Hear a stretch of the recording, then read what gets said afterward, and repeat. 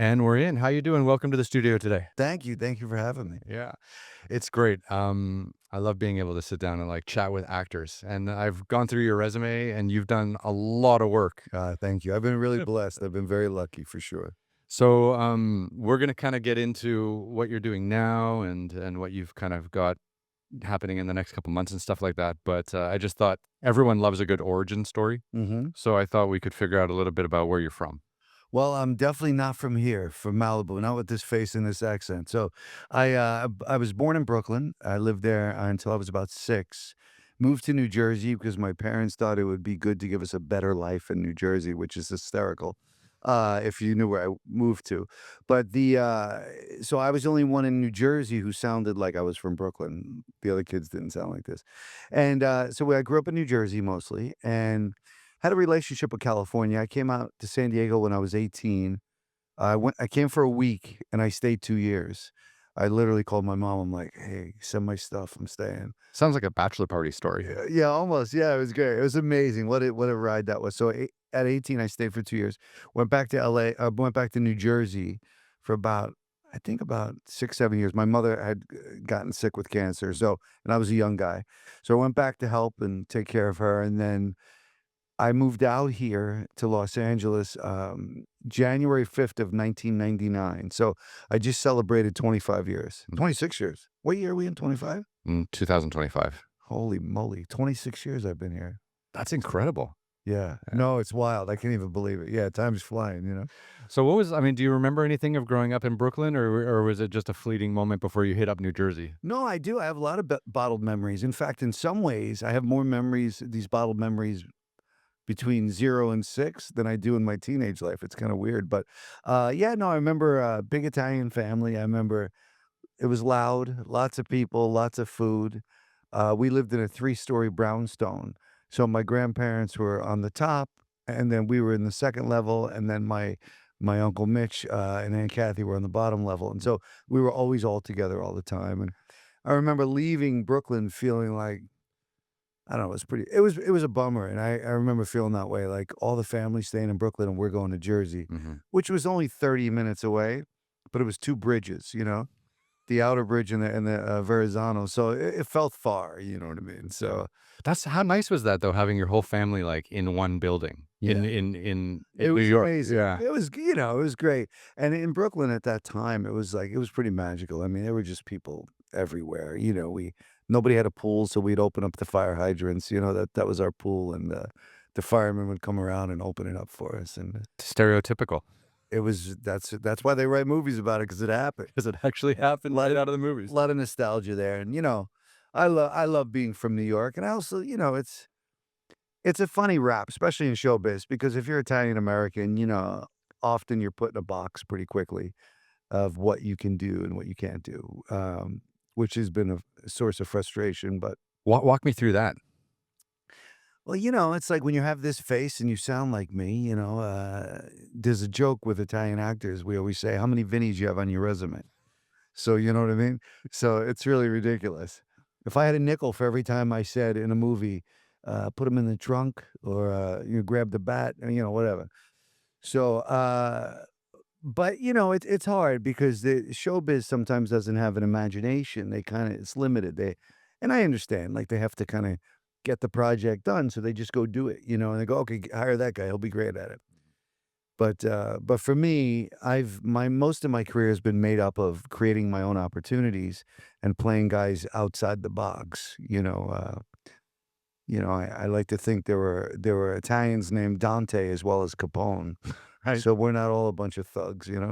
Some of us are artists and poet and things. Or doctors. There's doctors, there's brain surgeons from Brooklyn. There's a lot of good people. So Yeah.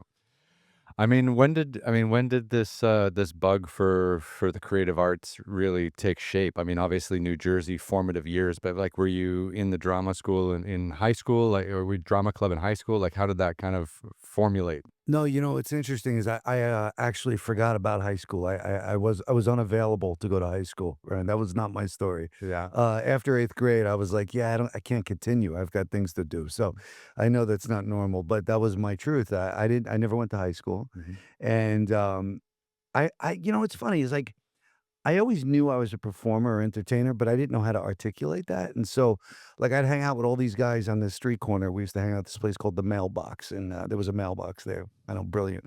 So, we'd hang out at the mailbox, and then I would go home and, like, write poetry, and I didn't know what I was doing. I was just writing, like, beat poetry, and so I had this thing in me I couldn't explain, and then my mother and I used to go all the time. We'd go see this guy do theater in my neighborhood. His name is, Pat Carpenter, and he recently passed away, but Pat, a couple of years back, and Pat was always in a community theater play, and, he had a 9 to 5, and he just did a couple of plays a year. He and a friend of mine, Robin Mandalakis, who I've come to be very close to. And so anyway, my mom and I would go to these plays, and we'd see these shows, and she would say, "Look at you, you're beaming, you're so excited, you should try it." I'd be like, "Ma, I can't get on stage. Look at all these people looking at me." And then, when I was 23, she passed away at 53, which ironically was 2 days ago. Was 30 years 2 days ago. March 8th, she died. So when she passed away, I was like, "Well, what am I doing? I would like to do it. I would like to try." So I called my friend Pat Carpenter, and I said, "Hey, listen, man, when you hear about a tryout," I didn't even know it was called an audition. I called it a tryout. Like a sports referee. Yeah, yeah, yeah, yeah, that was it. In fact, so I said, "When you hear about a tryout, I'd like to try out for a play." Yeah. Who needs a left-handed pitcher? Exactly. Well, that's, I didn't even know what stage right was for, 3 productions. I had no idea what I was doing. But this guy, Bill Cecilberg, cast me, gave me my first yes. I'll never forget him, and that was the fall of '95. So I'm coming up on 30 years Mm. that I've been, performing. And, I used to say stuff when I got cast, like, "I'll see you guys at play practice tomorrow," instead of, like, football practice. "I'll see you at play practice." And nobody corrected me. Everybody was kind to me, and they were like, "Who's this guy?" And I fell in love with it. I knew as soon as opening night, I'll never forget, I walked on stage at the Edison Valley Playhouse, and there were 100 people in the audience, and it was like I got hit with an arrow, and I was like, "This is amazing." So I knew then, like, honestly, what I was gonna do with the rest of my life. I wasn't sure if anyone would give me money, but I was like, There's 24 hours in a day. I gotta sleep for close to 8, 6 to 8, I don't know, and I'm probably gonna have to get a job, but the other 8 hours, I'm gonna try to do this because I love this." And so that's kinda how it all came together. That's incredible. So that first play performance that you did, that was when you were 23. So you were Yeah. but you'd already been to LA at that stage. So what happened during that first trip to LA where you came for a week and stayed for 2 years? Like, Well, were you doing auditions then? no, no, that was in San Diego, actually. Okay. That was I went to San Diego for a week and stayed 2 years because San Diego's paradise. But I had come to LA a few times because I had friends here, but I wasn't an actor. And, I'm sure if any actors watch this, they could identify with this. Early on in my career, I would always say, people would say, "Well, what do you do?" And I'd go, "I'm an actor." Like, I'm an actor, like embarrassed by it. Yeah. And so, it wasn't until I started to do it often and get pretty good at it that people, then I started to say it with pride. But, California, the first few trips out here wasn't about showbiz. I knew people in it. I think I romanticized the idea of it, but I didn't have any, I don't know, I was worried. I didn't know if I could do it. Mhm. And so It's interesting to me though that you came out here for 2 years and kind of were surrounded by it, but didn't dip your toe in. But then when you went back, all of a sudden you're like, I gotta give theater a try. well, because my mother passed away, and I really felt like, honestly, at that point, I was like, "Well, the worst has happened to me." Mhm. I mean, I was a total mama's boy, like, total Italian American mama's boy. We hang on to our mamas. So, I was a total mama's boy, and when she passed, I was 23 years old. I'm like, "Now what?" So I figured, well, the worst has happened. I might as well just do what I really wanna try anyway.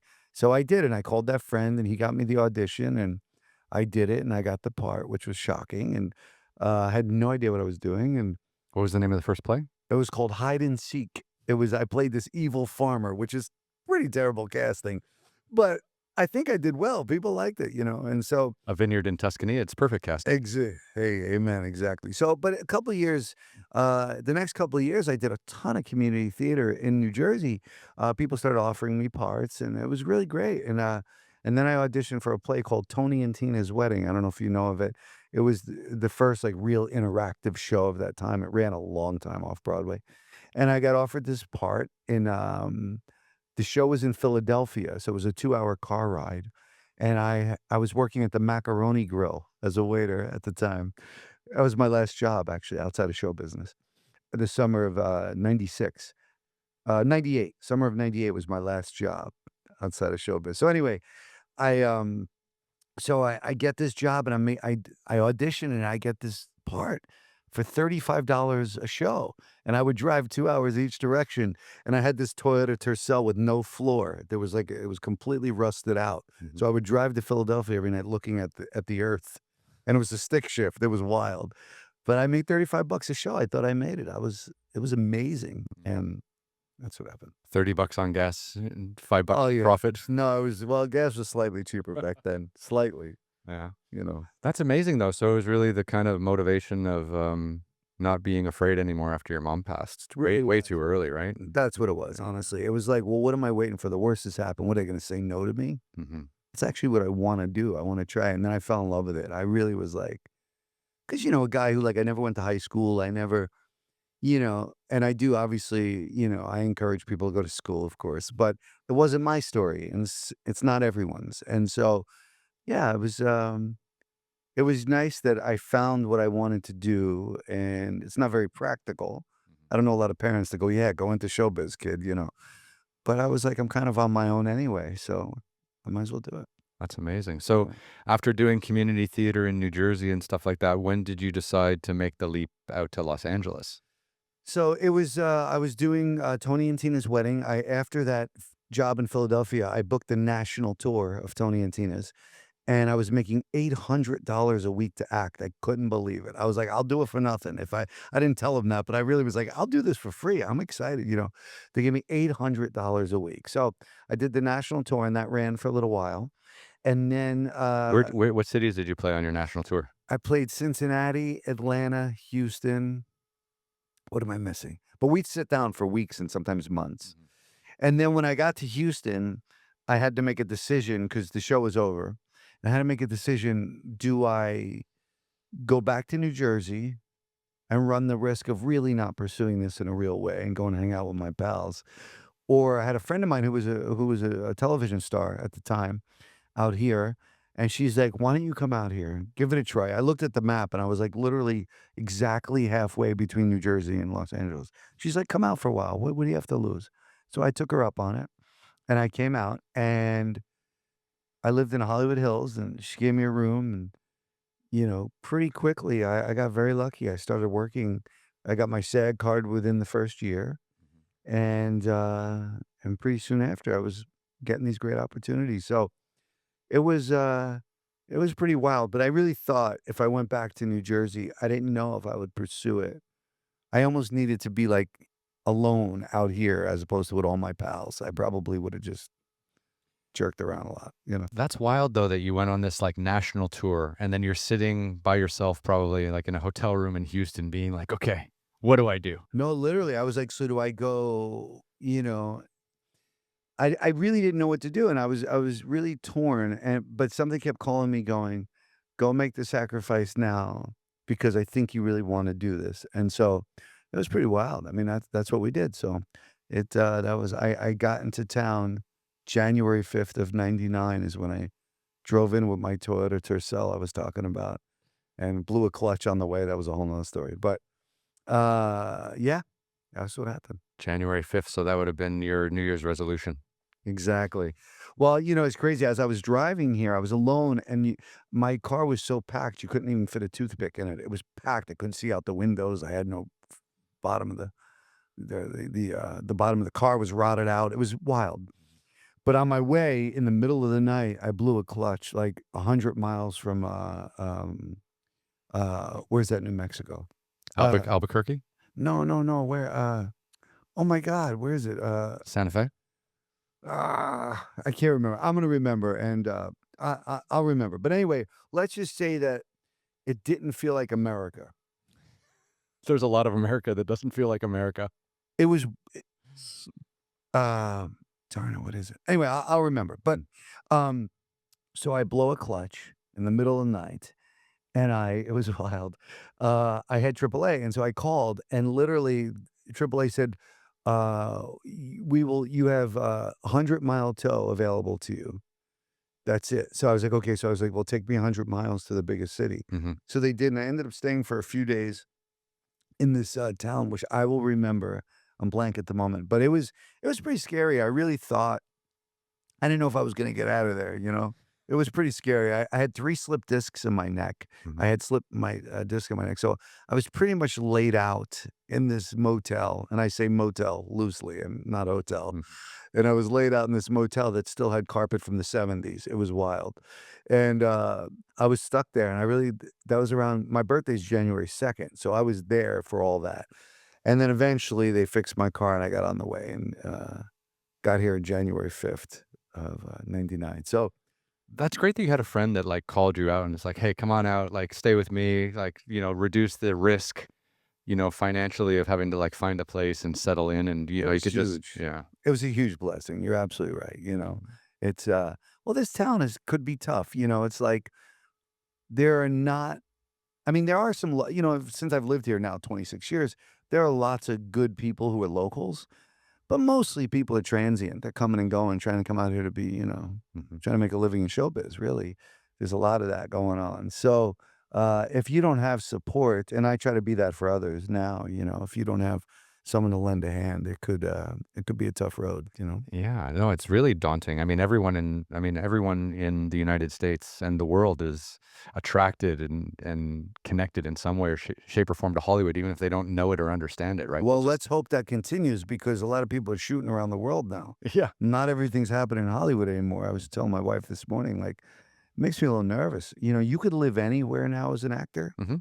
anywhere, and make a living in showbiz. You don't have to be here anymore. No, what, everyone's in Austin and what, Netflix has Albuquerque and Disney has Atlanta and everyone's still filming in Canada. So it's a lot different now. You don't have to pay the high prices of LA. Oh, I know. I just shot something in Montreal, and it's booming over there. Yeah. There's a lot of stuff going Well, on. they do a lot of animation in Montreal too. They do like most of the big animated movies are done through there. So it's pretty Yeah. exciting.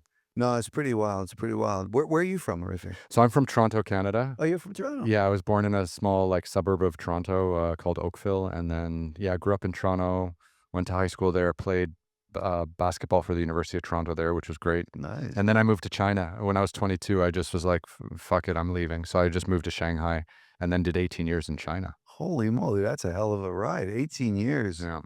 Wow, that's what an experience. It was wild. I would say, I mean, I'm sure.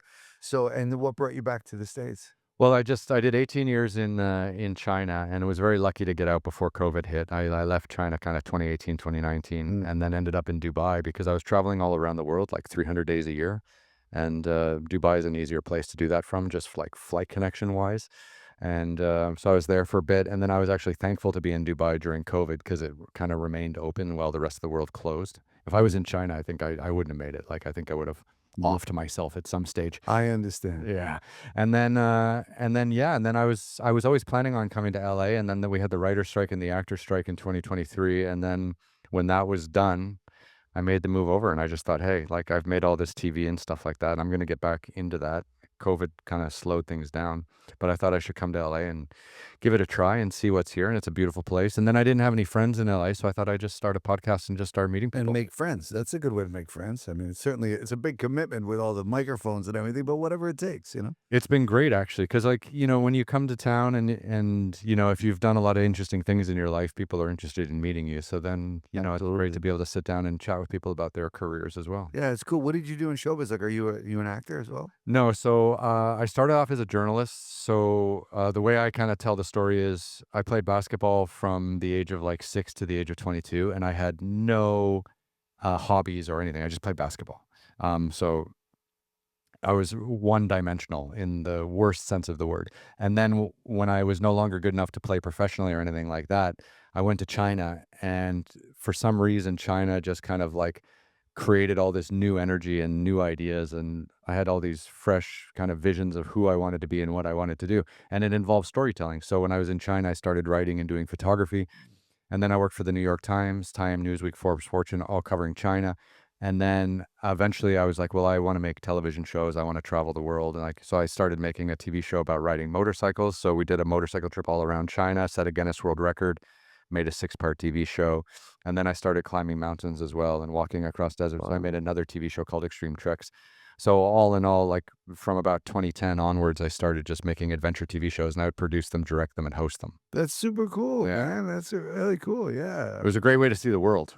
Yeah, I would say that's really awesome. And is that something you're still pursuing now? Or? Yeah, so my last shoot was summer of 2020 when we filmed in Europe because Europe was kind of open at that time. And then we haven't really shot since then because it's been such a strange time.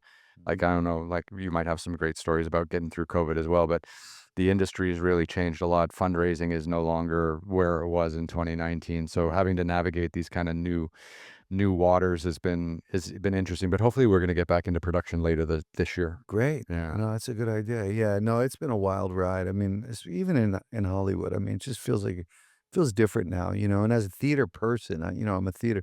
I make my living in film and television. I'm very blessed, but theater's my love, and I've been very lucky to have two shows that I've now on tour with. That people pay me to do, which is great, great news. But I've seen a big difference in theater in this country since COVID, Hmm. you know, and it's kinda it's a bummer. I hope people come back. They're starting to, but, I think people learn that you could stay home and watch Netflix, Hmm. and that's tough for the theater folks because we need a lot of the true theater supporters, have they're elderly, and then they move on, and the younger generation doesn't know how important it is, Yeah. and so I'm trying to be a part of making sure we communicate that, you know? It's hugely important. It is, but people don't realize, it's like, the problem is that you could watch something on a streaming site, you could pause it, you could go do whatever. They don't even, it's funny, you ever watch the kids? Now, my daughter's 17, Hmm. and she's got the phone here, right? And she's here like this the whole time, and the show's over there, and she goes, and she don't even look up. Hmm. You know what I mean? Like, what are you doing? How can you what? Yeah. So they And they think they're multitasking, but actually nothing's going on. Nothing's happening because if I ask them, 5 minutes later, "What was that about?" They won't know, but in the moment, they think they heard it, you know? Yeah. So, it's just a different time, and obviously, I don't wanna sound like a grandpa, we have to roll with the times a little bit, but that doesn't mean I can't advocate for theater and how I mean, it completely changed my life, so, I think it's important, Well, I mean, there's you know? something to be said for really locking in and focusing on one thing at a time. Yeah. Well, that's true. And that's not my strong suit, by the way. Like you, my hobby is also my work. Yeah. When you said about playing basketball, I could identify with that. The only difference I think is that acting, I've taught myself directing and writing and producing as well. So I actually make a living at all those things, which, I'm very lucky. But those are also my hobby and my fun. Yeah. And because I enjoy what I do, I'm really lucky. So when you first came out to LA, when your car broke down from Houston and you had to spend a couple nights, did the city name come back to you yet? Man, what's the city in Mexico? Not New Mexico. Oh, Mexico, Mexico. Mexico, on my way down, no, it's in America, but it's right El Oh, Paso. that's in Texas. Sorry, I'm losing my mind. El Paso. El Paso, Texas. Yeah. That's where I got stuck. Okay. Yes. Thank you. Thank you, peanut Decent, gallery. decent town. Yeah.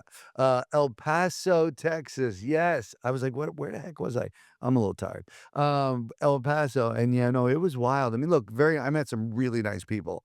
And I also met one or two that was scared me a little bit. So it was an interesting ride. And just to be locked up in this motel by myself was tough with 3 slip discs. I couldn't move my neck. I was like. Um, But when you came out to LA, you stayed with your friend. You said it took you about a year to get your first side card and stuff like that. What was that first year like? Like, because there's probably a ton of people out there watching this right now, being like, "Oh, I want to move to Hollywood. Like, I want to be an actor." Like, how did you get through the first year? Because I feel like that's really make or break. Like, people yeah. come out here, they take a big risk. Maybe they have a bit of savings and they maybe give themselves a year. So, like, what happened in your first year? Well, the truth is like when people ask me now, I run 2 theater companies. I have in LA, I've ran this theater company, Theater 68, for 24 years, and in New York, 13 years. So when I have a lot of artists in my artistic care, and so when they come to me and go, should I do this? I go, if you're asking me, the answer is no. You should run for the hills. But if you have to do it like me, and there is no plan B, this is what I do, then I don't think you could put a time limit on it. I think it has to be a lifetime commitment. The only difference is you have to be practical while you're doing it. So like I always say to people, like they say, well, you can't do both. I don't believe that. So there's that extra 8 hours a day when you're not at your job and you're not sleeping. What are you doing with that time? Mhm. So that's what I would say to people. Like, if this is for real, you can't come home from work tired and late and decide, I'm not going to do the headshots. I'm not going to audition for a play. I'm not going to put myself out there. I'm not going to grab a camera and shoot a web series with my friends. I'm not going to. Then it's hard to get anywhere Mhm. because otherwise, what you're asking is to hit the lottery. That's what this is. I just wanna sit on the couch and play the lottery. Yeah, somebody call me. Somebody call me because you heard that I'm decent at this. Nobody's calling. Yeah. You know, I'm a big believer in don't wait for the phone to ring. Step out of line and create your own opportunities and give people a reason to come to you. Mhm. And Beautifully put, by the way. well, thank you. I appreciate that. And that's been my career. Like I look back on my you know, all the opportunities I've had, and I've been really blessed. But honestly, many of them have come from something I've created. Mhm. I could count on maybe two hands, maybe, how many times I went into an audition room for total strangers and they chose me. Mhm. It's always about like I'm doing this movie, and then the DP on that movie goes, "I'm directing this other movie. You want to, Ronnie? Will you do my movie?" Because I really believe in, as an actor, I come early, I stay late, I'm very prepared, I'm not a pain in the ass, I don't need anything, I don't want anything. I'll do the job, I'll have a couple of jokes for you, and that's it, Maybe I'll bring some cookies, I don't know. I'll help you move a sandbag between shots. I have to have that mentality because I know that actors are, we look, it's a double-edged sword because I do want actors to always remember their worth. Like you are, it's kind of, how do I say? It's almost like I hate when actors like, pick me, show me I'm worth something. You have to go out and create your own stuff, but also keep the humility that will make you attractive to work with. Because I know there are a lot of guys who look like me and could probably do the job. So why are they choosing me? Well, that's a really good point. Like, totally different genre, but in my adventure TV shows that I made, I worked with the same crew for, like, over a decade Mhm. because we were doing really hard things in really difficult places, and we all had come to an agreement of what our roles were and what our attitudes had to be when we were working, and the kinds of things you like to hear when you're doing a 20-mile day through the mountains, and the kinds of things you don't like to hear when you're going through a 20-mile day in the mountains. And those things Yeah. really do make a difference. Like, you don't want to be surrounded by people who are complaining. You don't want to be surrounded by No. people who are complaining about their feet all the time. Oh, no, no, no, no. It's the worst. It's what we do is hard on a good day. It's fun also. And listen, it's all a mindset. You focus on how you want to see it. I think perception is everything in this whole world. It's Mhm. like I'm looking at this thing. How do I want to look at that thing? And so if I keep the attitude and mindset, I get to do this as opposed to you owe me something, then then I do well. It's no different than when I'm on stage performing. Mhm. When I have the attitude like I got this, I'm good at this. I usually fall on my face. When there's that little bit of nervousness. Death. Oh yeah, when I'm like, oh, I'm good, I got it. Let's just do it. And I'm like, next thing you know, I don't know my lines. I'm falling on my face. There's something about that little bit of nervousness and that energy that fuels you. It's when that goes away is when I get nervous, when I don't care the same way, and that very rarely happens, but The again, the humility keeps you well balanced. yeah, because I understand that, like I mean, think of it this way, Ryan, I'm dressing up.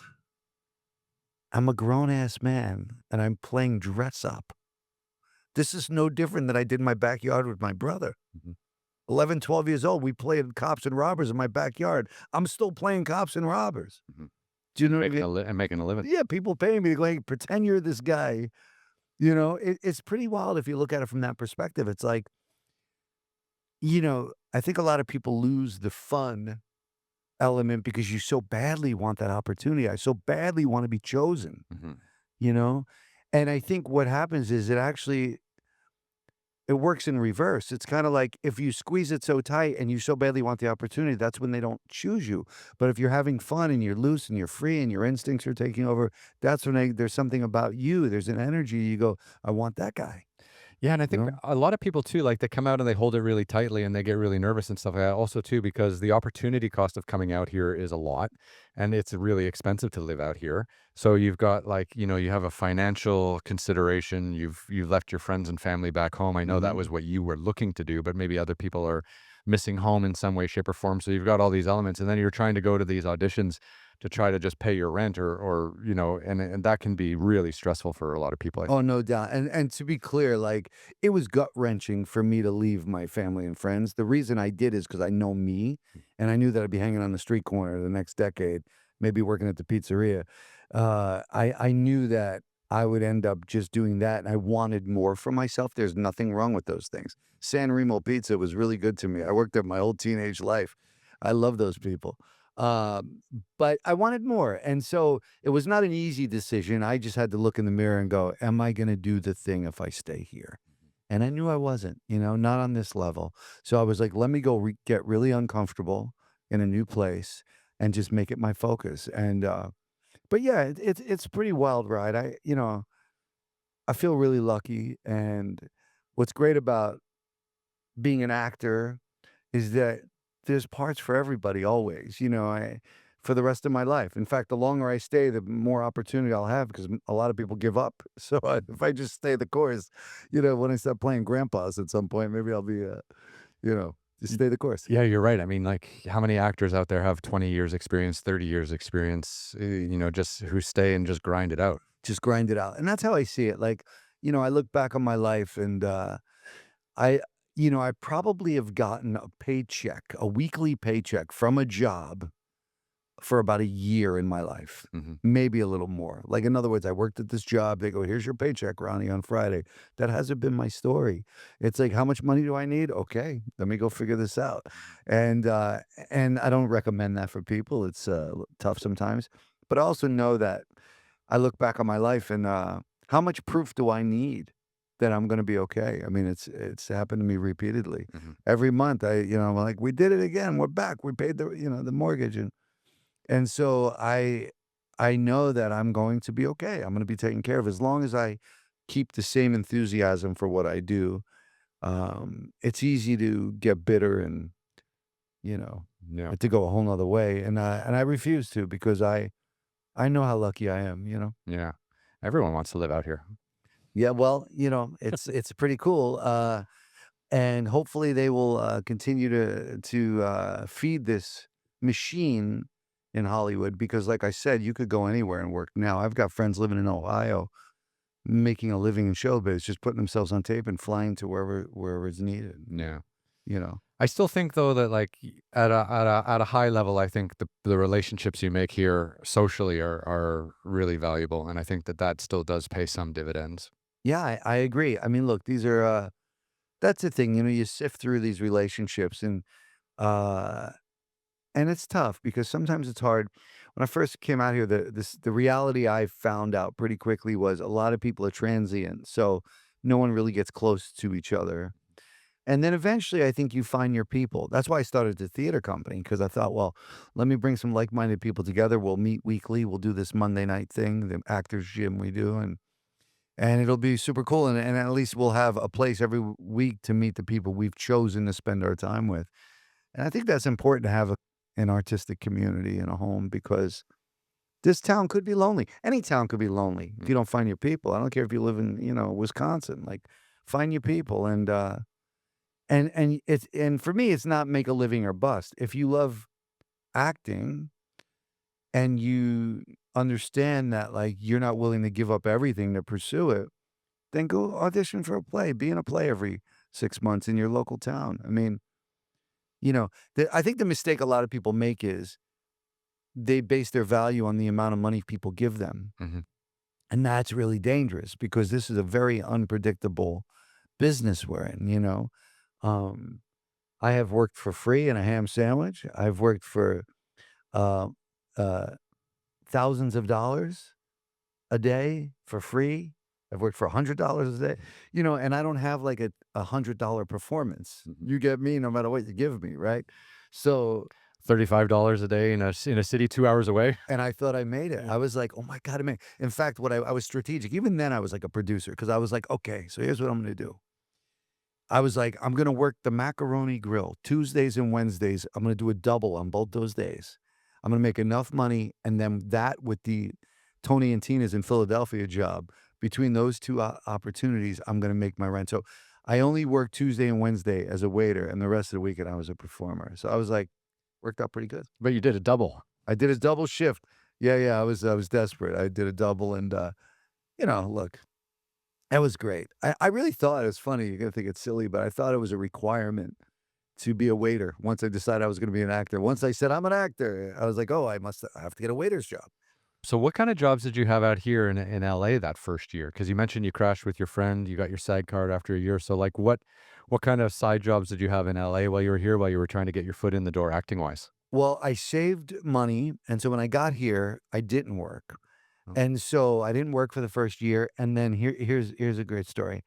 Before I started the theater company, and when I ran out of money, one day I woke up and I said to my friend Tommy Calavito, another Italian actor, we were on tour together, Tony and Tina's, and then we ended up being roommates for a long time.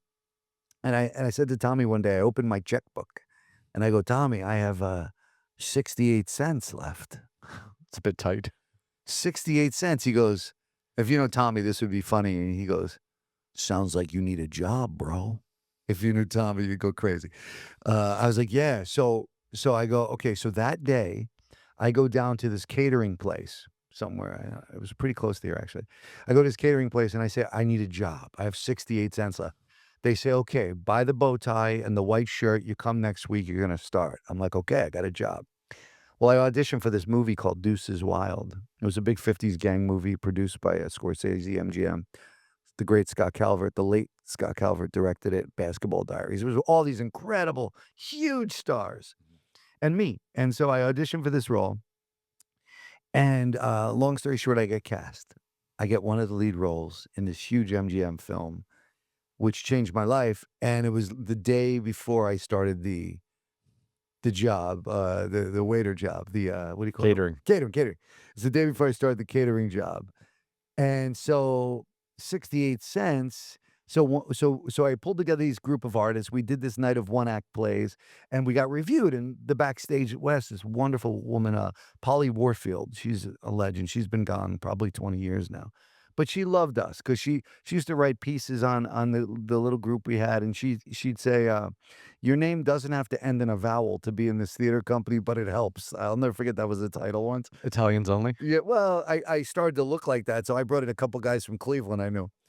My friend Tyler and Mix it up a little? I had to. I was like, "We gotta bring in some other people rather than a bunch of ginzaloons," you know? So, all of a sudden so what happens is one day she says, "What's the name of your company? Your theater group?" And I go and she goes, "Well, I'm writing a review," and I go, "68 Cent Crew. That's the name of my group." She goes, "What's that?" I go and then it just hit me. I just said it, and I said, "Because 68 cents is what I was willing to have or not have to continue to pursue the things I really wanna do." And so that it just flew out of my mouth, and so suddenly the theater group was called 68 Cent Crew. Over about a decade later, it took on shape. It's now called Theater 68 because, originally, when we found our own home on Sunset and Western, we had a beautiful theater for 10 years, so I named the theater Theater 68, but people couldn't wrap their head around that, so they just started calling us Theater 68, so eventually I gave up the 68 Cent Crew, even though it hurt my heart. I was the last one. I was like, "Ah, okay." So anyway, I say all that to tell you that I had 68 cents left. It ended up being the most important number because 24 years later, we have this wonderful company in LA and New York and theaters in both. I own a theater here and there. And in Manhattan, we have a place. And so I say that because I never had to get a job. I tried. I got the job. I didn't have to do it because I got the big part in the movie, the break, as they say in showbiz. Yeah. Yeah. That's wild. So when you were doing the national tour, I guess you were kind of traveling with the theater company, so you were able to save a lot of money. Yeah. They were taking care of you, they're putting you up, food and everything like that, because you were traveling with the whole crew. So that, but when you did get to LA, you had a little bit of savings. Yeah, and a little Yeah. bit, and I didn't pay rent, so that helped, and I was frugal with my money. I wasn't, it wasn't a lot of waste going on. The people I had surrounded myself with here were very good to me, and it was, an important time. It's hard to, if you don't have that support, it could be more difficult. But, the truth is like, what I would say to artists, and like you said before, if they're coming out to LA or just wanna take a crack at this thing, whether it's Toronto, Vancouver, New York, Chicago, um, don't wait for the perfect opportunity because it really is never gonna reveal itself that way. Mhm. It's kinda like jump in and do the thing and go, "Here I am, and I'm gonna do everything I can." Even if you have to get a job, I want people to remember, what are you doing with the other 8 hours? That's all I really care about. Well, I love the story about you working on set and the DOP comes up to you and says, "Hey, I'm directing the next movie in a couple months. Like, you want to work for me?" Like, I love the fact that, once you kind of get in through that door and then you make friends and you leave a good impression, that people just kind of gravitate towards you as being like because at the end of the day, like you said, like, we're going into war. Like, a director has this story that they want to Yeah. pursue, and they're going into this 30 or 60-day war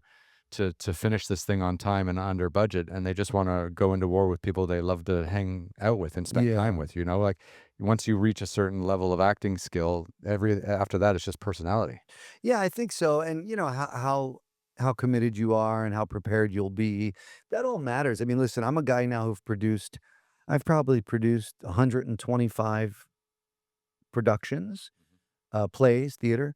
I've produced, over 16 films and television shows. So I do a lot of producing myself, and those are the people I look to work with, you know? It's like, I need this to go as easy as possible. So because there will be a couple of problems, and that's just the way it goes, and so I'd like to limit those and put my focus on those, and, I wanna be surrounded with, people that have, a big heart and have my best interest in mind. And in return, I need to do that for others, And so I understand the game, and it's no different than any job. You're in some sales job, over the years you start to make relationships and you leave the job, you call all those people who know you and they give you a job somewhere else. Yeah. Show business is the same way. What's tricky about our business is that if you want to be a surgeon, you go to school for 8 years and another 4 years, whatever it takes. You want to be an actor, you literally say, "I'm an actor." And you get off the banana boat from Cleveland, and then they go, "Okay, the guy's an actor. He won prom king in Cleveland. Now he's an actor." Hmm. And it really shouldn't be that way. Like, I think people need to put the same energy and effort as if you're going to school for 12 years to Hmm. do the thing you love. Does that mean everyone has to be a full-time student? No. But, like, always put yourself in a show, make sure you're working on your stuff. Every chance you get, grab a camera and a few friends and go shoot some stuff. I think you have to constantly be working on it. That's my personal opinion. There are a few people who will, contradict my story by showing me that they auditioned for the thing that was perfect for them, and then they hit the lottery and their life changed. Yeah. But I think, my dream was always to be a working actor and be able to pay my rent as a result of it. And I never really was worried about being like a movie star. I just wanted to eat and do what I love. Well, You it know? seems like you made that decision really early because you just didn't even really want to go to high school. Like, you wanted to start kind of pursuing other avenues of learning on the, like, because there's multiple kinds of learning, and book learning is not for everyone. No. And I think higher education is an absolute death trap for most people, right? Yeah, I do. I think you can learn way more by trying to start a business at 18, and after 5 years, you'll be way further ahead in just how the world works than by, sitting in this ivory tower at a university in a nice little cocoon bubble where everything is warm and nice, instead of, like, having to get out into the real world and actually make something happen. Yeah, I agree with you. I mean, there's a lot of, I think for some people that's great, but I think a lot of people it definitely leads you down a path that maybe isn't, incredibly realistic or you have a lot of expectation. I mean, even our blue collar jobs now, people don't want to be electricians and plumbers. Go to a trade school for 2 years Mhm. and get into the workforce. You'll make six figures. You can do that. Not everything has to be the white collar approach. In fact, I think this country needs more people to get back to a blue collar mentality. Mhm. I think because there's a lot of opportunities available. Yeah, and this country, I mean, the United States doesn't even really have a social safety net. Like, at lea in Canada, where I'm from, you can be unemployed for years and get money from the government just to do nothing, and in some places in Canada, you can make more money being unemployed than you can working. Yeah, which I don't know is good or bad, but you know what I mean? It's a problem. No, it's a problem. If it was my kid, I would say it's good, but other than that, I'd probably think it's bad. You know how that works. It's called hypocrisy. Hypocrisy is Yeah, bad. but I love Canadian people are amazing. In fact, some of my favorite people are from Canada. You know the joke, right? How do you get 100 Canadians out of a pool? No, I don't know. Can you please get out of the pool? Just ask, please. Yeah, can you please get out of the pool? And they go, okay. They don't want to ruffle any feathers. Canadian people are wonderful. I've had some great relationships, and yeah, listen, let's not get started on all that. No, no, This no. this could go south real quick. But I will bring it back a little bit. So, what was life like? You had 68 cents in your checking account. I love the fact that you even had a checkbook. That was great. Yeah. We're aging ourselves. But then you booked this MGM film. What was the name of the film again? It was called Deuces Wild. So you booked Deuces Wild, and now all of a sudden it's like, holy shit! Like, I came out to Hollywood a year ago, and now I'm in this major studio film. You got one of the leads. You're opposite. You're being directed by a great director. Like, what did that feel like? Was that like, holy shit? Like, I've made it, or like I manifested this vision, and now I'm actually working.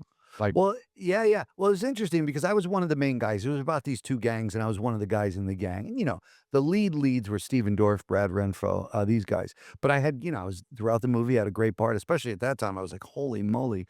And I had written down Gay Ribisi, Giovanni Ribisi's mom. Was my first manager. I met her at a barbecue when I first got out here, and she's like, "I'll manage it," right? And we really hit it off, and she said, "What do you want for yourself?" And I wrote down on a piece of paper and put in an envelope, "I wanna do a '50s gang movie for Scorsese." I totally manifested it, and then we opened up that envelope after, she goes, "Remember you wrote this?" I couldn't believe it, within a year, okay? So, yeah, I do believe in some stuff like that, but it was pretty wild because this might sound crazy, but once I shot the movie and once it was out and it was in 4,000 screens around the country, it was a huge film. Once it came out, I actually got nervous because I thought, now people are gonna expect something from me. right. So it was different because nobody cared what I thought before. They're like, I'd go in an audition, they go, "Oh, Ronnie Marmo from Deuces Wild is here." Mhm. Deuces Now you got to live up to that Yeah, performance. no, no, it was a real thing, and it was hard for me to wrap my head around that because first they were like, "Just pick me, please." I don't No one knew, no one cared what I did, but after that, people had an expectation, and so it was hard, and it took me a while to kinda right that ship, and it still creeps up a little bit. Even now, I mean, I'm doing the Lenny Bruce show, and I do this one-man show, and I get paid real money to do this show, and people are paying 90, $100 a ticket Mhm. to see me perform. Blows my mind, because the old Ronnie, I think, well, maybe they should, give me 2, $3 to see the show. Like, this is my mindset. But now they're laying out like $100 a show. New York, it was $125 a ticket. Wow. And we were sold out. People were buying those tickets to see me in a one-man show. Mhm. And so it's hard. I have to be careful that I don't really think about it too much because, you have to make sure that spiritually you're um sound Mhm. and in a good place because if your self-worth is not in a good place and you think about those people spending that kind of money on tickets, it could be dangerous because you're like, "I don't you shouldn't be giving me that much money," And so you have to be careful. So I worked real hard on that and making sure that I felt like it was justified that people could give me that money. Well, I think it's based on your effort too. I mean, like, don't forget you started doing this when you were really young. You've put 30 years into it, whatever. Like, they're not the people who are coming to see you now, they're not coming to see you for this one night of you being Lenny Bruce. Like they're Yeah. taking 30 years of your knowledge and effort and skill and sweat and blood and tears that you're also releasing on stage in some way, shape, or form, even though you're playing another character, right? Like, You're absolutely right. No, I dig what you're saying. I understand totally yeah. because I actually had a friend tell me that, I had a couple of people in my life that when Lenny Bruce really took off, let's just say that I was surprised they weren't happy for me. And I actually had the thought one day, and I confronted a friend of mine. I said, "Listen, I know you like are mad that this is doing so great for some reason. This is not about this show. This is about my 30-year commitment." Mhm. So what you just said is what I completely agree with and feel. It's funny now seeing like some of the press releases that go out when I tour the country. Veteran actor is how they start, and I'm always like, well, I guess you stay long enough. You stay long enough, they call you a veteran. You know? Absolutely. That's the joy, right? No, it is. It's pretty wild. Once you get a little gray in the temples, they go, oh, that guy's interesting. I'm Let's creeping in a little. let's have him teach the class. He's got a little temple, is a little gray there, so So I mean, like, so you know that first movie with MGM. What was it? I mean, what was it like following it up? You mentioned you kind of had a little bit of imposter syndrome. You kind of, maybe had these expectations around that you were a little bit afraid of living up to.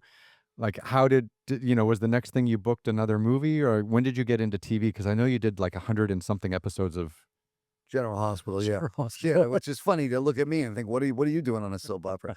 Um, you know, it's been a blur a little bit, the last, 26 years out here, last 25, really making a living here. I would say, you know, eh, imposter syndrome is real, and once I did Deuces Wild, I had got offered this, guest star, and remember that show, Arliss? I remember Arliss. Yeah, it was a Yeah. cool TV show, and I wanted to do it, but I couldn't do it because I was shooting Deuces Wild, and so Crocodile Dundee, in LA, the last one, Mhm. gave Ribisi a time and said, "Paul Hogan, Mick Dundee, he wants to meet you and talk to you." So I met with him, and they offered me a role for a week. I did the movie, and so I was suddenly getting, like, these offers. I went to Canada, I shot this movie called, Irish Eyes. We shot it up in St. John, Vianney. Mhm. That's, like, an hour past Toronto, I think. It's like a flight. I don't know if you know St. John, if you know where it is, but There's a St. John's, Newfoundland, and then there's St. John, New Brunswick. New Brunswick. Yeah, yeah. It was New Brunswick. Yeah, I know that spot. Yeah, yeah. So I went out there as a young actor. I just did Deuces Wild, and they offered me this role. I was there for a month. Me and, Daniel Baldwin, living up there for a month. It was a ride. The Baldwin family is interesting. Yeah, yeah. Cool people. I just did a movie with Alec a couple of years ago. But anyway, so the long and the short of it is that, here's the best way to explain it. I've made a lifetime commitment to this, and so every time I have 68 cents left, literally or metaphorically, something happens. I always say what's scary about this business is you don't know what's around the corner, if anything. And what's beautiful about this business is you don't know what's around the corner. Yeah. And quite often, man, I could tell you so many times I'm sitting there going, what am I going to do? And then the phone rings and I go, I'm back, baby. Yeah. Every time I leave set, I always say to everybody, I'm going into retirement. Yeah. And then when somebody calls me, I go, I'm back. I'm out of retirement. So It is, it's true, like, you don't know if when you come around that corner, you don't know if you're gonna get hit by a sledgehammer or someone's gonna give you the perfect script and the perfect this role. is what I'm saying. And it's been a combination of both, by the way. But I maybe I'm just a hopeless optimist. I always believed it was going to be okay. And like I said earlier, I've just had too much evidence that it was okay. Mhm. Maybe not exactly how I wanted it to be or thought it should be, but it always is okay. And so I've given my life to this. I'm a storyteller. I love doing this. And I'm surrounded with, very supportive people, and I'm very lucky because I know this could look a whole nother way, but, you know, I've known for a long time I don't see myself doing anything else other than, telling stories, and Once you get listed as a veteran actor, where would you go back? I know. Next thing they show up, I'm working at, like, Rita's Italian Ice, which, by the way, is a noble job. I would do it if I had to. In fact, you know, you never know. Yeah. I still got a couple of years left in this life. Maybe I'll end up selling Italian ice or something. I heard, there was a stand-up comedian the other day, on a special, and he was saying that, like, the only barometer he uses to tell whether he's been successful in his 20 years of stand-up or whatever is that, how many years you haven't had a roommate and you still live in LA. That's funny. No, Yeah. that's funny. That's really great. That's a really good barometer right Yeah. there. And you're 25 years in. No, I know. I'm really lucky. I mean, and now, I own a home in Burbank. I was able, these 2 shows that are really dear to my heart, which is, I'm Not a Comedian, I'm Lenny Bruce, directed by Joe Mantegna. I wrote that play. Mhm. And then Bill W. and Dr. Bob, which is the origin story of Alcoholics Anonymous, which I play Bill and I also direct the play. Mhm. And those 2 shows and the rest of the things I've done have been really, really good to me. I mean, I have a picture of both of them on my wall in my office saying, "Thank you. I have a home, Yeah. a place to live." And, I try to work on things that matter to people, you know, uh, when you have this face, like I said before, you're either saying, "Vinny, put him in the trunk," or "Sarge, phone call," Mhm. play a lot of cops, Yeah. or, "Mister, you forgot your pickle," play a lot of the guys in the deli. So, so it's hard to it's hard to really gauge how good of an actor you are based on those opportunities. Mhm. And so what I'm attracted to is things that scare the shit out of me and things that people care about as much or more than I do, especially audiences. When you have audiences showing up saying thank you and you see the transformation between the act, because I always think there's a relationship between actors and the audience. Oh, yeah. There's that magic that night in that room, and tomorrow will be different. Same script, different kind of magic. And so I love theater. It's my heart, but I love that I'm doing 2 shows right now that not only I love and care about, it turns out so do a lot of other people, Yeah. and that's a blessing. It's amazing, like, the connection you get with a live audience is the best. Like, I do a little one-man show too, where I talk about, like, my life as a traveler, adventurer. I Cool. mix in with a lot of comedy because obviously it's fucking hilarious and all the shit that's happened to us all over the world, but, I would sometimes do, like, 40 shows a year, all around the Right? world in different places, Oh, nice. but that connection with the audience, the laughing, the Oh, playing off stuff, yeah. going after someone in the audience who has says something stupid or has a bad comment, you just tear them up. Yeah. I love a bit of that.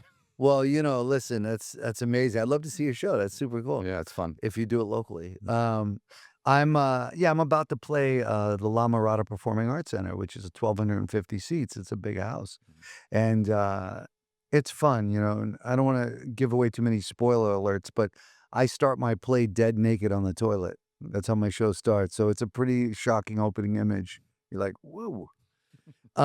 Which by the way is how I met my wife. That's another story. Yeah, she was window shopping at a show in Chicago. Um, I'll tell you that later. But anyway, um, so it's wild to see people's reaction to that, and it's also fun sometimes because I take you back to the '60s when Lenny was here, and so when somebody's cell phone goes off, often they end up in that toilet. I'll take them from the audience and throw them in the toilet. Throw them in the toilet, and people go crazy. Yeah, You know. yeah. Respect the era.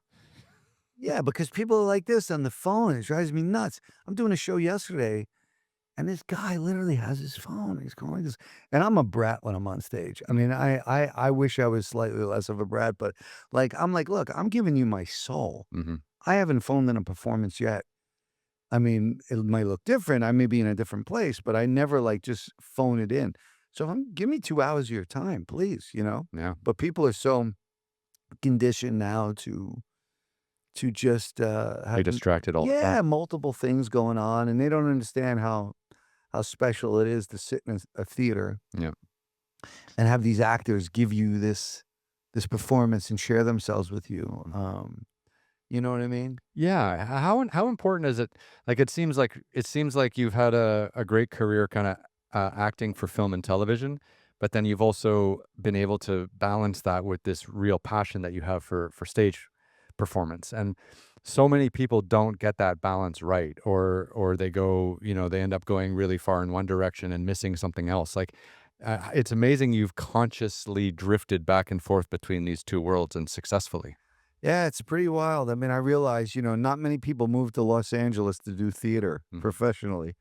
I don't think that's on anyone's list. They go to Chicago or New York. I've been able to do it. It goes back to that, creating opportunities for myself and for people close to me and people I love. I love to be in a position where I could like provide opportunities for people. It's been this dance, When I was on General Hospital for 3 years, I had a great job. It was one of the most humbling jobs I ever had. We'd get 20, 30 pages the day before. You memorize and you shoot one take the next day. So I really learned a lot about myself in that process. But even when I was there, I always made sure I was in a play at night. General Hospital was my job at Ralph's in my brain. mhm. I work at Ralph's, I work at General Hospital, I bag groceries in a day. And then at night, I make sure I'm in a show because that's where I really fed my soul. And I love that job. I mean, I was super cool and I met incredible people. And there's some really good actors on soaps. It gets a bad rep, but Okay, but hold on. So you're getting 20 to 30 pages of script the day before you have to shoot, yeah. and you did I saw this on your bio, and I was blown away. You did 156 episodes in 3 years or something like that? Yeah. It's fucking No, it is ridiculous. ridiculous. And what was cool And you're doing a play at night? oh, How do you yeah. keep all that? I don't know. I still don't know. People ask me I've done 453 performances of Lenny Bruce, this 90-minute monologue. Yeah. I still have no idea what the lines are. I literally maybe that's why it's working because there's this humility, like, I feel like I'm climbing uphill every night. I'm like, "Oh my god, I'm doing it again," and I don't know the next word. Yeah. Take it a word at a time. But, with General Hospital, is actually a good example of, like, come early, stay late, be a gentleman. When I first signed up for GH, I was only gonna do 5 episodes. That's what they told me. Like your first trip to San Diego. Yeah, exactly. Exactly. 5 episodes, and I did 100 over 150. So, they just kept writing, and I kept showing up, and I was like, "If I'm just gonna act quick, and hopefully they don't notice I'm still here." So one day I went up to the writer's room, and the head writer, Bob Guzza, who I love this guy, and I was like, "Bob, why am I still on this show?" I mean, I'm not a soap guy. I mean, yeah, I'm a decent looking guy, but I'm not like these guys are like Mhm. he goes, "'Cause there's nobody like you on daytime television, and we're lucky to have you." He was very nice, and, I was like, "Okay, okay, let's do it." So, it was a great, great gift to Mhm. do that show, and, it really was helpful, and the theater's a tough racket. I mean, General Hospital paid the rent at my theater many months, meaning, Yeah. I was like, "Oh, good thing I have this money. I gotta go give it to the landlord at the theater." Well, you nailed that because you had your Ralph's work during the day, which paid the bills, and then you had your creative expression at night, which didn't always pay the bills, right? And you still have to balance it. Well, that's the key. It's like how much time that when I talked before about, like, going to school for a long time to get good at something like a surgeon, whatever. That to me is that time. It's like you got to go do those shows. Mhm. You've got to write. You've got to create. You've got to bring like-minded artists together and do the thing you love. To me, that's that you blink and then 2 decades go by and you're a veteran actor. You're like, wait a minute. So, but you have to put in that time. Those who are afraid to do that, I think, is where I'm not saying it's a guarantee that you'll make a living. I'm just saying you'll get better at it Mhm. and you'll care more about it. And I think you'll attract more people to you because they know this is the real deal. I think it's so important, like, I was a photographer for many years, like, I worked for the New York Times, I did all these other things, and at that time, that's an artistic pursuit as well, right? Because 'Cause you're taking images and you're trying to make them as beautiful as possible, but you're also trying to convey a story and things like that, and you would do all these shoots for the New York Times time and stuff like that, but it was also super important to be working on your own projects, finding your own photo subjects, like, working through all this process on your own so that people could see how you perform when you're given a task, and then people could also see how you perform when you're creating your own work and executing your own vision, right? And I see it the same way for you, like, you had this chance to execute this role on General Hospital. The role was written in a certain way. You performed it. They liked it. You did 150 episodes. But then in the evening, you were really pursuing this totally other creative path, maybe more artistic, maybe more not, but just totally different headspace. And I think you need to be kind of exploring all of those opportunities when you're trying to be creative and figure out who you are like Well, on how do you stage find your voice unless you do the thing repeatedly? and not necessarily words someone else writes for you. Well, that's true. I mean, look, writing is a tough racket too, but I think it's something that, like, I didn't pretend I was good at any of these things. I just did it a whole bunch and then learned how to do it. And so, I I think it's stepping out of line and creating my own. I had Billy Bob Thornton come to our theater one night. It's a long time ago when we talked. He's awesome. He's awesome. And he looked at me and I was like, "Hey, can you come talk to the group?" He's like, "Make sure I have a six-pack of beer and a pack of cigarettes and I'll be there." Literally. And I was like, "Okay." And so he came to the group on a Monday night and he talked to us and he said, "Ronnie, they're not gonna pick you and they're not picking me. We gotta make our own way." And I was like, "You're right, Billy." And he talked to me all about Sling Blade and how that happened. Mhm. Told us a great story on how that came to be. He said that he was on some HBO film and he had 2 lines and the director was telling him how to say the lines and he said he went into his trailer and you remember Sling Blade, the Mhm. great movie? Yeah, of course, he He won an Oscar for it. Oh my god, he went into his trailer, he said, this little paddy wagon, not even a trailer, a little paddy wagon, and the director was bossing him around, "Say it this way." And he said he looked in the mirror, and he started making that face, he was so mad. He said he did the opening monologue from Sling Blade, he just said it. And then he ended up, writing a short, one-act play, went to his theater group. I think he was with the West Coast Ensemble. He went to and said, "Hey, can I do this play on Monday nights here?" And then so on and so on and so on, and then he won the Oscar, and then, his life changed forever. But Have you seen him in Landman? no, Holy shit. really? Yeah. He's very cool. I mean, that guy is really. So Taylor Sheridan, the writer of Landman and also like Yellowstone 1923, I'm a big fan of his, like a lot of people. And yeah, he basically came out and just said like, I wrote this in Billy Bob's voice, and if it wasn't him, like we weren't even going to do the whole series. And then of course he killed it. Yeah, he's great. That Yeah. guy's great. But he was a good example of like he kinda and I always had that instinct that he was talking about anyway. My whole life has been like, "Okay, how do I work this out?" Mhm. It's never been like my parents were like, "Okay, son, so here's what you do." It wasn't like that. I kinda just found my way every day since as early as I could remember, and Well, you so were on your own early. yeah, yeah, Yeah. yeah. So I always remembered that. And so even my early teens, I was, doing my thing and running the streets and I was a crazy kid. Um, but when he said that, it was just a good reminder of like, they're not going to pick you. So step out of line and do the thing you want to do, and worst case scenario is you get to create stuff and nobody calls, but who cares? You're still doing what you love. But generally speaking, I have found for my life that when you put it out there in such a big way and you lead with your heart, people that will attract people, Mhm. you know, that will attract people to you. Some good, some not so good. But uh, you still have to have a little bit of smarts about who you let close. But I think, if you're waiting for the phone to ring, I think that's very dangerous. Only a few people hit the lottery.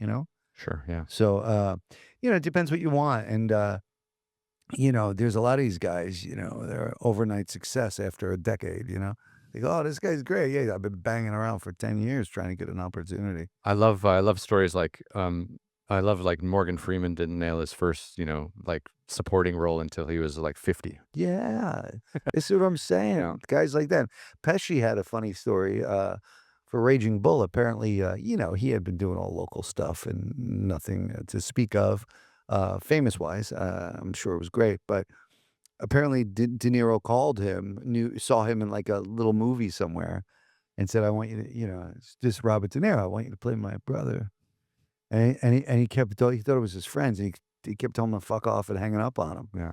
And De Niro finally called. He goes, "Joe, I'm not calling you back. This is really Robert. This is the last time." And Pesci's one of our great actors. Yeah. Yeah. No, he's had a wild ride. Yeah, yeah, yeah. He's really great. He's really you know, he's special. Now he's basically retired. He picks and chooses when he comes out of retirement to do a little something. But he's playing golf most days. Not so bad. Not so bad. So how, I mean, like, I don't want to put words into your mouth, but it seems like you've really had like a salt of the earth, blue collar, working actor mentality from the day you started, and that's obviously done you well. Like how important do you think just having that kind of blue collar mentality, like just pulling yourself up by the bootstraps and doing the work? Like how important do you think that's been to your career? It's been everything because, it's been everything. I think I've always had the mentality, do it anyway, whether you're scared.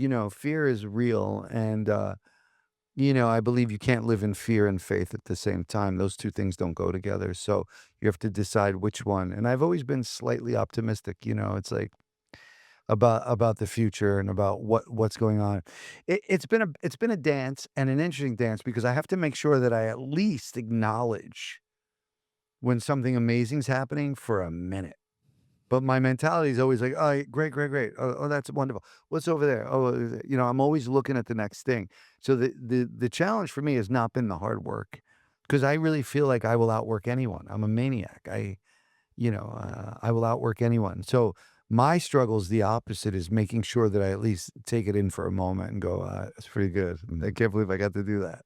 And And then off I go again. But I think it's, because you have to appreciate it too, and if I come up short, it's there probably. mm, But I do think, you know, I wanna be the hardest working guy around because I know that there's other people just waiting for the opportunity, yeah, you know? it is a cutthroat world. Oh, yeah, and you gotta, you try to be honest and graceful and still, have your own level of respect that you require and demand, but also, you know, the loudest guy in the room is not the toughest, you know? Of course, yeah. You know? So I mean, how nice has it been for you to have to like, it's great that you actually have to remind yourself and have to focus to be in the moment and actually, enjoy when you're having success, right? Yeah, Like, yeah, and basking. having to remind yourself like, "Okay, I got here, like, just take a minute and actually enjoy it for a sec." I mean, how beautiful a problem is that to have? It's great, it's great because I realized that, like, to think that I came out to Hollywood, this guy dropped out of school in 8th grade who traditionally wasn't, have no formal education, and that I was able to make my way in the things I love Mhm. and have an incredible family, surround myself with wonderful, wonderful family, and it's pretty wild, you know,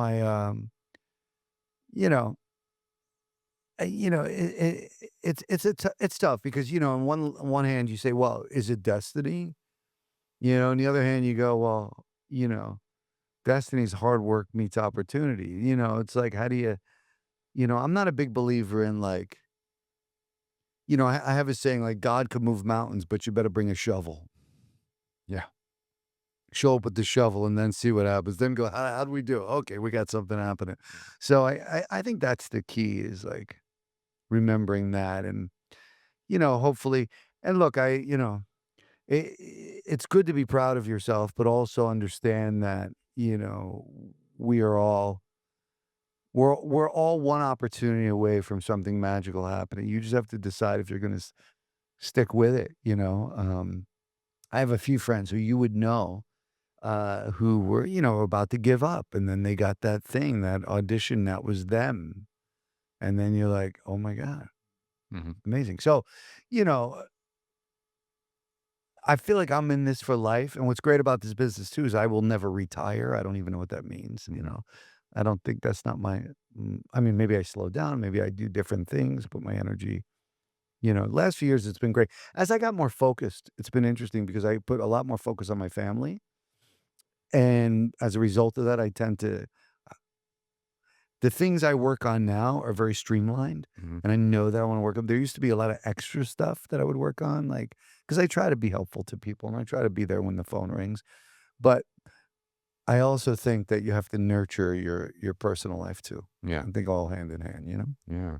I think too, the people you work with will feel that and like and feel that you're like changing and growing and maturing and caring more about your family. Like No doubt. it all that seeps into all the roles probably as well. Yeah, I told a story the other day in my theater company. I said, "Listen, I came out here," and this is for any younger actors who are just trying to make their way.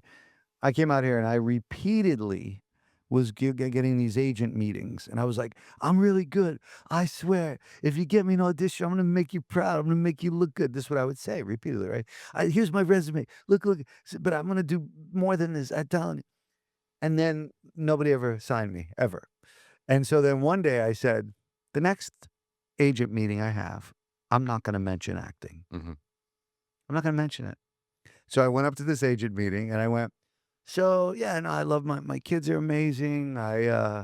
You know, I go home every day at 4 o'clock and I watch the Yankees from 4 to 7 because that's what time they're on here.